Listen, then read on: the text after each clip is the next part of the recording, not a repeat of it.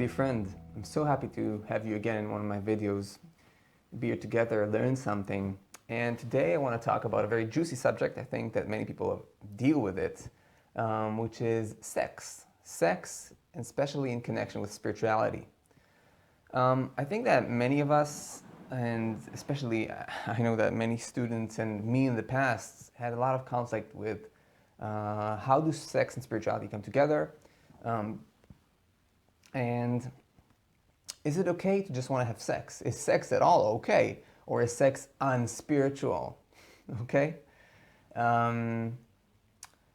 Many people, many spiritual seekers come into the journey and they have this kind of calling. They really want to find the divine. They want to find liberation. They want to find spiritual awakening. And as they embark, they start to kind of all of a sudden tone down certain parts of themselves. They start to tone down part of their life force, and they're trying to be what we can call spiritual, okay? And by being spiritual, very often they start to block their sexual energy, their liveliness, the part in them that's a bit more sparkly and celebrating. And there's this image that being spiritual means being some Puritan, some saint, right? Some kind of like figure that does not enjoy its body, does not enjoy the senses. And we start having a conflict. We start feeling that it's either or. It's either sex, which means I'm some kind of like sinful being, I'm doing the wrong things of life. I'm just enjoying my body, but I should not be identified with the body. But still, I feel like I really want sex, and I don't know what to do with it because it means that I'm not yet advancing in my meditation. Because if I would have advanced in my meditation, I would have not been so identified with the body, and I should not need so much sex, etc., etc. Guys, please let me break a certain myth. There's nothing wrong about sex. We are multidimensional beings. Having sex is fantastic.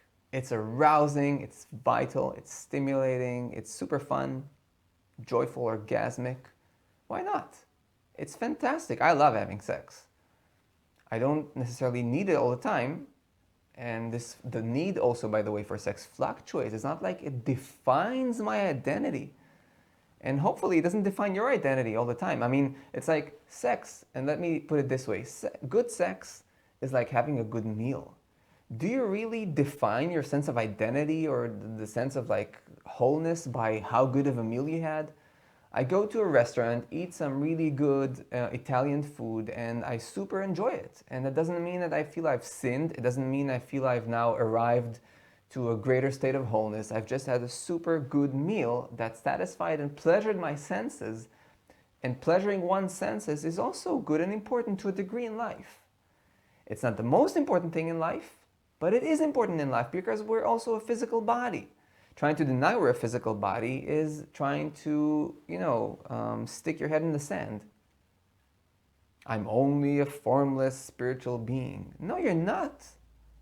No, you're not. You're going to open your eyes no matter how deep your meditation goes, no matter how deep your realization is, you're going to open your eyes and you're going to be here, living in this physical world. And your body needs attention, and it gets this attention through nourishment, being in the lake, having a good meal, getting a good hug, and having wonderful sex. There's no shame in having sex. It's fantastic. And it does not contradict spirituality. What is all this nonsense? Where did we get this idea? Well, we got this idea probably by all kinds of religious beliefs that try to control themselves and control others by condemning sex.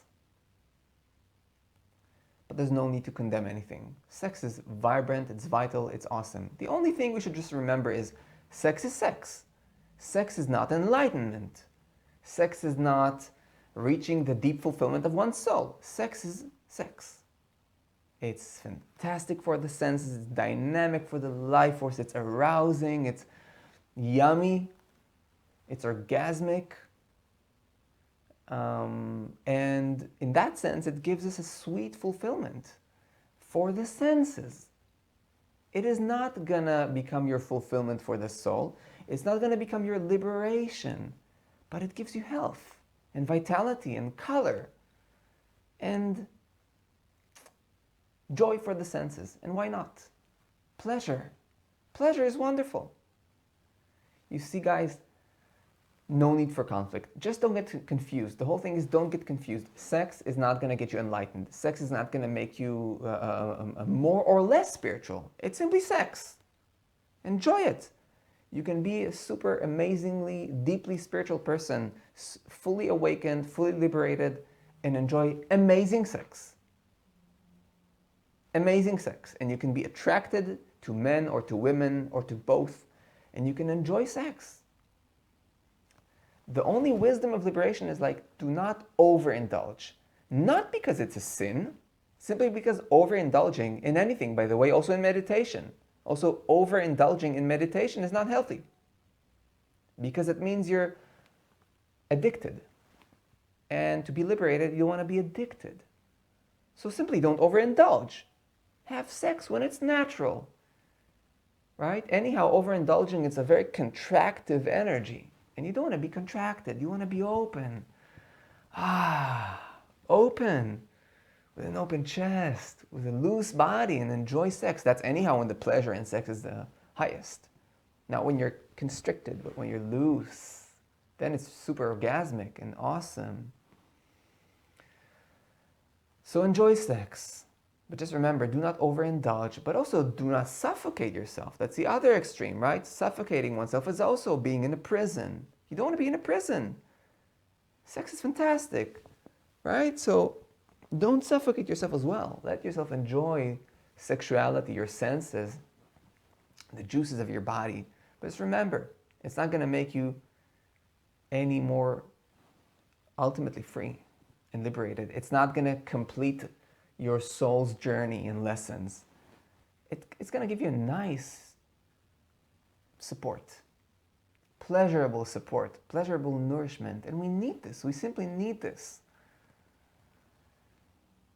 So free yourself from the notion that sex is bad, sex is contradictory to spirituality. It has nothing to do with it. It's not either pro or against spirituality. You don't have to justify having some kind of meditative sex in order to say that you're spiritual and that you're doing the right thing. You can have completely raw sex. You can have completely wild, joyful, physical sex. As a matter of fact, sex has nothing to do with emotion and nothing to do with spirit. Sex is physical, sensual, has to do with the senses, and both women and men can fully enjoy their body. They don't need all kinds of excuses to burden and to overload sex with all their baggage of traumas and emotions and spiritual concepts. Poor sex. It just wants to have sex. It just wants to enjoy itself. And we just overload it with all our emotional and spiritual concepts. Sex is belonging to the realm of sensuality, which means to the realm of the senses.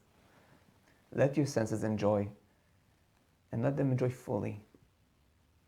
And you don't have to justify it with any spiritual concepts. Just don't overindulge and don't suffocate yourself. Live freely, live joyfully, and live wisely.